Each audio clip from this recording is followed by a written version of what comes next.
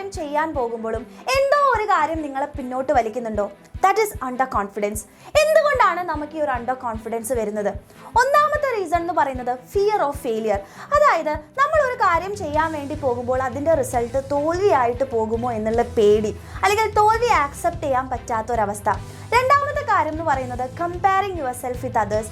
അതായത് എന്തൊരു കാര്യം ചെയ്യുമ്പോഴും നിങ്ങൾ മറ്റുള്ളവരെ വെച്ച് കമ്പയർ ചെയ്യുക. അയാളേക്കാൾ നന്നായി ചെയ്യാൻ എനിക്ക് പറ്റിയില്ലെങ്കിലോ, അയാളേക്കാൾ പുറകോട്ടേക്ക് ഞാൻ പോയാലോ എന്നുള്ള ഒരു ചിന്താഗതി. അതിൻ്റെ അടുത്ത കാര്യമാണ് സെൽഫ് നെഗറ്റീവ് ടോക്ക്. അതായത് നിങ്ങൾ എന്തൊരു കാര്യം സ്റ്റാർട്ട് ചെയ്യുമ്പോഴും നിങ്ങളെ കൊണ്ട് അത് പറ്റില്ല, നിനക്ക് അതിനുള്ള കഴിവില്ല, നീ ചെയ്തിട്ടൊരു കാര്യമില്ല എന്ന രീതിയിൽ ചിന്തിക്കുക.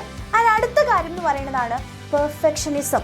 അതായത് നിങ്ങളൊരു കാര്യം ചെയ്യുന്ന സമയത്ത് അതിൻ്റെ outcome should be very perfect എന്നുള്ളൊരു വാശി, അല്ലെങ്കിൽ ഒരു കാര്യത്തിലും വിട്ടുവീഴ്ച ചെയ്യാൻ പറ്റാത്തൊരവസ്ഥ. അതുകൊണ്ട് നിങ്ങൾ ചെയ്യാതിരിക്കുക.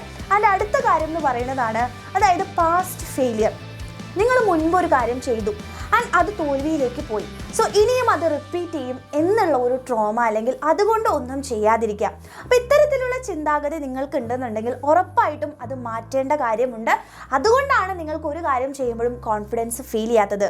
സോ നിങ്ങൾക്ക് ഇത് ഫീൽ ചെയ്തിട്ടുണ്ടെങ്കിൽ ഉറപ്പായിട്ടും കമൻറ്റ് ചെയ്യുക, ഫ്രണ്ട്സിന് എല്ലാവർക്കും ഷെയർ ചെയ്യുക.